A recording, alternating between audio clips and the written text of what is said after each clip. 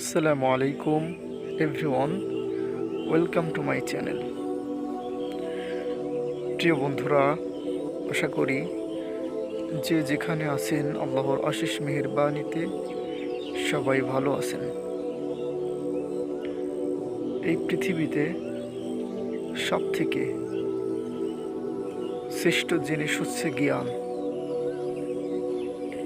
এবং আমরাও জানি যে এই আধুনিক যুগে আমাদেরকে শিক্ষা দেওয়া হয় যে বর্তমান যুগের সব থেকে সেরা সম্পদ হচ্ছে জ্ঞান।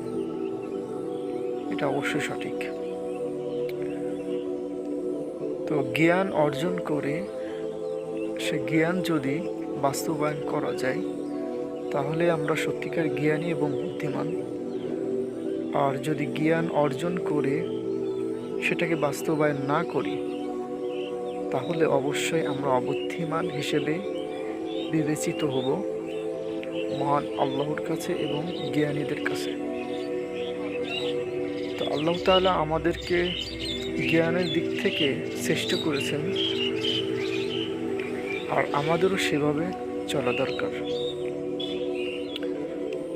তো প্রথমে আমরা জ্ঞান অর্জন করব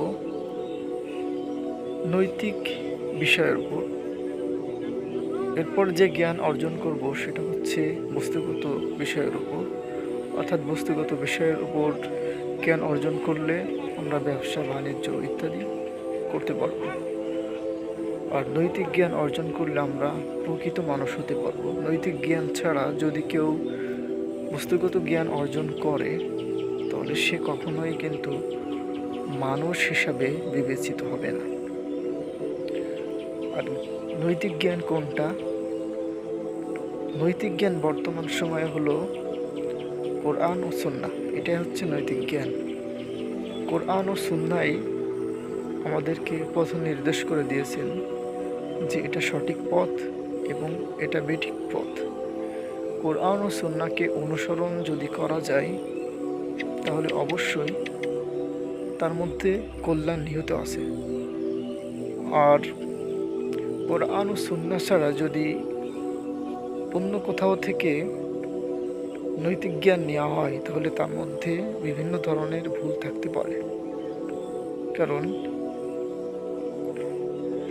একজনের কাছে একটা বিষয় অপরাধ হিসেবে বিবেচিত হবে, আবার ভিন্ন একজনের কাছে ওইটাই আবার ভালো হিসেবে বিবেচিত হবে ইনস্ট্রাকশন ম্যানুয়ালে ভুল থাকার কারণে। বন্ধুরা, বিষয়টি বুঝতে পেরেছেন। আমাদের নৈতিক জ্ঞান নিতে হবে কোরআন ও সুন্নাহ থেকে। তাহলে আজকে এই পর্যন্তই শেষ করলাম, ইনশাআল্লাহ।